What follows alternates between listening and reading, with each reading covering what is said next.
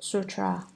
Moreover, Ananda, when his karma as a ghost is ended, the problem of emotion as opposed to discursive thought is resolved. At that point, he must pay back in kind what he borrowed from others to resolve those grievances. He is born into the body of an animal to repay his debts from past lives. Commentary. Moreover, Ananda, let me, let me continue to explain this principle lest you fail to understand it completely. When his karma as a ghost is ended, the problem of emotion as opposed to discursive thought is resolved. He's wiped the slate clean of emotion and thought. At that point, he must pay back in kind what he borrowed from others to resolve those grievances. He has to pay back what he owes others. If he ate the flesh of other animals in the past, he will now be beaten by others. If he took others' lives in the past, then in this life he will be killed. He is born into the body of an animal to repay his debts from past lives. He will pay back the debts amassed for limitless compass in the past. They have to be paid back in kind. If you killed and harmed others, then the same thing will happen to you as repayment. If you owe someone a pig, then you become his pig to repay him. If you owe someone a dog, then you become his dog to repay him. If you owe someone a cow, you repay by being his cow. If you owe someone a horse, you become his horse to repay him. If you owe someone a chicken, then you go lay eggs for him. You lay a few eggs every day, and in that way you gradually repay your debt. So it's not easy to act in this one's play. If you make a mistake, a lot of trouble results. If you do it correctly, then everything is clear and pure. Sutra. The retribution of the strange ghost of material objects is finished when the object is destroyed and it is reborn in the world, usually as a species of owl. Commentary. Because strange ghosts were greedy for material objects, they took their shape when they encountered material objects. When the object is destroyed means that the particular material object they were possessing was out, and their karmic retribution has come to an end. The majority of the strange ghosts are then reborn as owls. That's what usually happens, but it's not a totally fixed principle. There's a line in the book of poetry, the owl, the unfilial bird. Some owls can incubate a clod of dirt and hatch it. How do you explain this? Well, it's just the strange way that they are. When the owls hatch, they eat the parent bird. A child that is its parents is a manifestation of a weird being. This kind of bird is considered to be inauspicious. Species means that they are born as one kind of owl for all another. Sutra. The retribution of the drought ghost of the wind is finished when the wind subsides, and it is reborn in the world, usually as a species of weird creature which gives inauspicious prognostications. Commentary. Wherever drought ghosts happen to be, there will be no rain. Wherever they go, the land is arid. They were greedy for lustful experiences. Through lust, they created karma, and eventually they became drought ghosts when they met with the wind.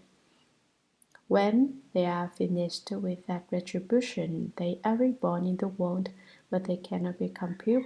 Instead, they become weird beings that foretell evil. Why do they have to go through this? After creating the karma of lust, enduring the hells, and be reborn as drought ghosts, their residual habits are still not completely severed, and so they become such strange creatures as these. They may be reborn as birds that are extremely colorful, but have the habit of excessive lust, or they may be reborn as beasts that are fond of lust. Sutra. The retribution of the male ghost of an animal is finished when the animal dies, and it is reborn in the world, usually as a species of fox. Commentary. For the most part, these male ghosts are reborn as foxes after they have finished their karma as ghosts. Sutra. The retribution of the whole ghost in the form of worms is finished when the cool is exhausted, and it is reborn in the world, usually as a species of venomous creature. Commentary. A cool poison ghost takes its shape when it encounters worms. When the cool poison finally wears out and the ghost retribution is ended, it is reborn in the world as a venomous creature, as a scorpion, cobra, or the like. Sutra. The retribution of a pestilence ghost found in degeneration is finished when the degeneration is complete, and it is reborn in the world, usually as a species of tapeworm. Commentary. The retribution of a pestilence ghost found in degeneration is finished when the degeneration is complete. Whoever encounters this kind of ghost will waste away. These ghosts are really terrible. Their demonic power is tremendous. When its retribution is ended and it is reborn in the world, usually as a species of tapeworm. These are the bugs in your intestines. I don't know if this kind of sickness exists in the West, but in China, these tapeworms can communicate. They can talk. They can talk to the person whose stomach they are occupying. There's no way to cure this kind of sickness with medicine unless the person who has the sickness does not know that he is being given medicine. If the sick person knows it is medicine designed to eliminate the tapeworm also knows. From this comes the expression, "You are not a tapeworm in my stomach, so how do you know what I'm thinking?" Not only can tapeworms do this, but other kinds of weird beings can get into one's stomach and then carry on conversations. I've told you about the elder disciple I had in Hong Kong. She's probably more than 80 years old by now. She was about 60 when she took refuge with me. At that time, she was deaf. Regardless of the fact that she couldn't hear, she came faithfully every time I gave a sutra lecture. She only understood Cantonese to begin with, and I was lecturing in Mandarin. And though there was a translator, she couldn't hear the translation. But she came anyway. It was more than 300 steps up to the temple. I lectured from 7 to 9 at night, and she would come up and go down all those stairs. There was no light on the path. Despite her age, she was not afraid of falling. She was very sincere. One day she heard the recitation of homage to the lotus pool assembly of Buddhas and Bodhisattvas, and thereafter her deafness was cured. She could hear again. That made her even more sincere, of course. Whenever I lectured and whatever sutra it was on, she would come to hear. Wind and rain did not keep her away, but when you cultivate, if you are sincere, there will be demonic obstacles. As I've said before, if you want to cultivate well, your sins will catch up with you. Ties of resentment from your past lives will come to get you. If you want to become a Buddha, you have to endure the demons that come to test you. One night, then, this woman had a dream, or what seemed to be a dream and yet not to be one. In it, she saw three plump children between the ages of 2 and 3. After the dream, she got sick. What was the nature of her illness? She had to eat all day long. She had to eat a meal every hour. She ate more than 10 meals a day. Thinking it was a disease, she went to Western and Chinese doctors, but they told her she was not sick. This went on for 2 or 3 years. Finally, one evening on the seventh day of the second lunar month, the day before the celebration of Shakyamuni Buddha's accomplishment of the way, when I'd come back from Zexing Monastery on Taoyu Mountain, she said to me, "Shifu, how is it that there's someone in my stomach talking to me?" "What did it say?" I asked her. She said, "Today I made some cakes with coarse rice. When I ate them, something in my stomach said to me, 'I don't like to eat that stuff.'" "What did you say?" I asked her. She replied,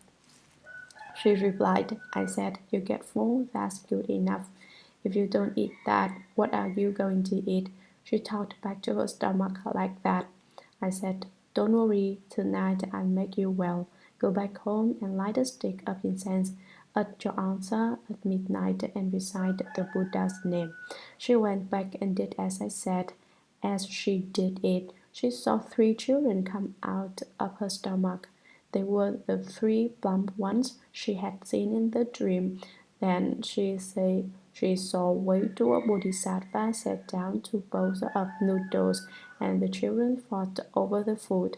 When they finished eating, Venerable Bodhisattva pinched the 3 of them by the ear and dragged them away. After they were gone, she felt that her stomach was totally empty. From then on, her sickness of liking to eat was cured.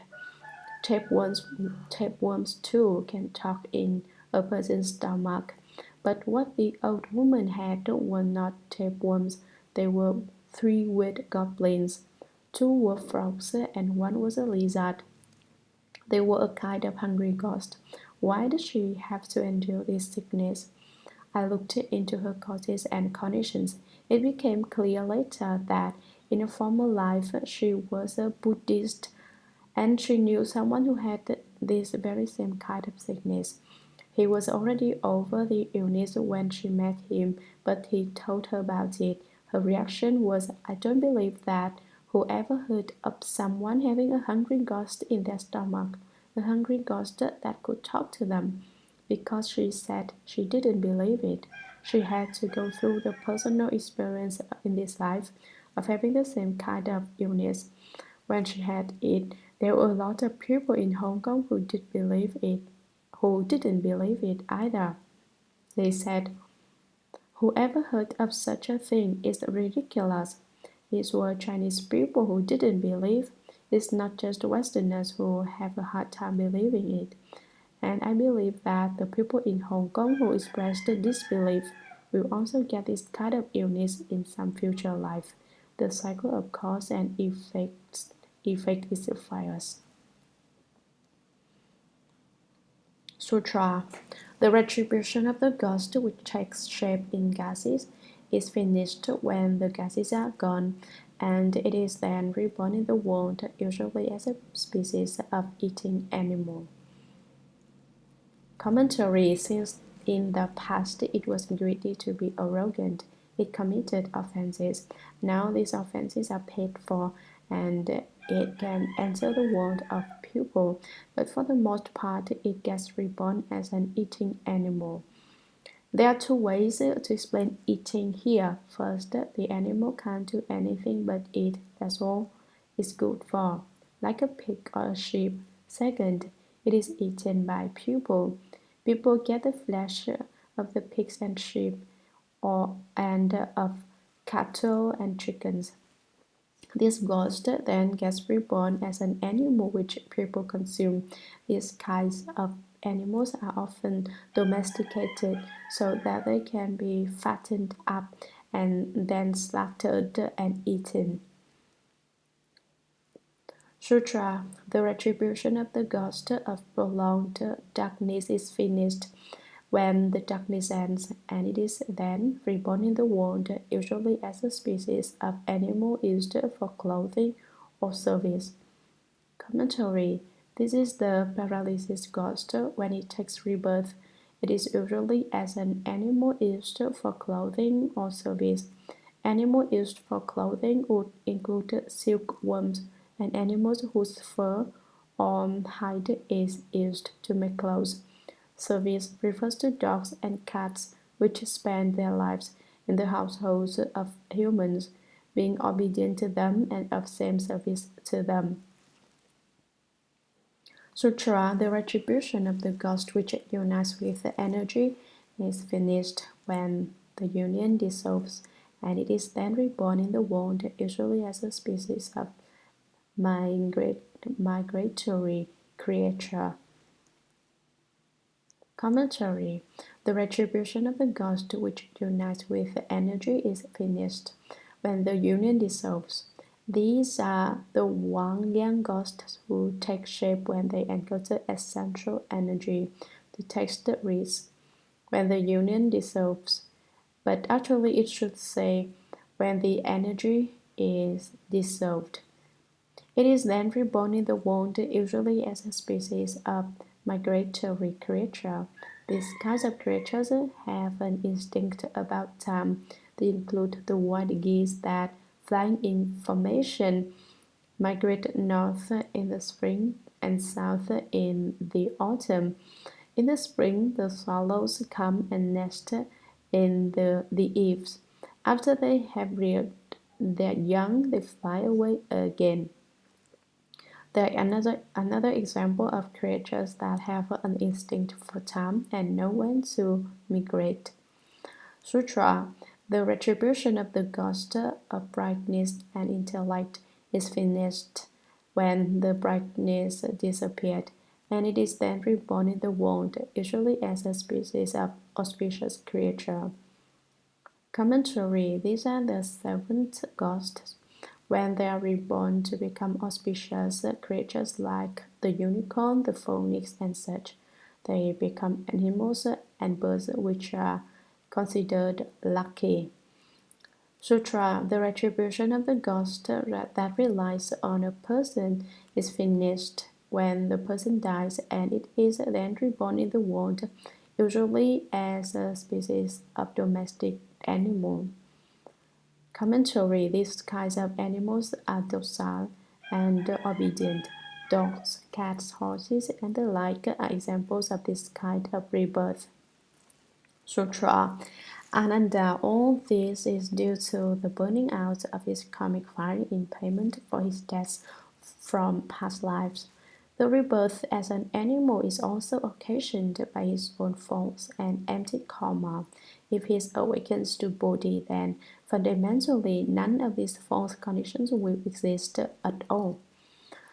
Commentary. Ananda. All the various kinds of rebirth just discussed are due to the burning out of his karmic fire in payment for his debts from past lives. The rebirth as an animal is also occasioned by his own faults and anti-karma. Is due to the karma he created in the past.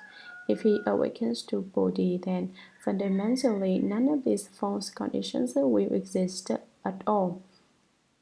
If he awakens to the enlightened path, then all these false conditions will disappear. They are all empty. Sutra. You mentioned precious lotus fragrance, king crystal, and bhikshu good stars. Evil karma such as theirs was created by them alone. It did not fall down out of the heavens or well up from the earth, nor did some person impose it upon them. Their own falseness brought it into being, and so they themselves have to undergo it. In the body mind, it is empty and false, a cohesion of false thoughts. Commentary. You mentioned precious lotus fragrance. You remember what kind of a bhikshu she was? Do you remember how she acted? King Crystal and Bhikshu Gustas were the others that you brought up. Evil karma such as theirs was created by them alone. They fell into the house alive, but they brought it down on themselves.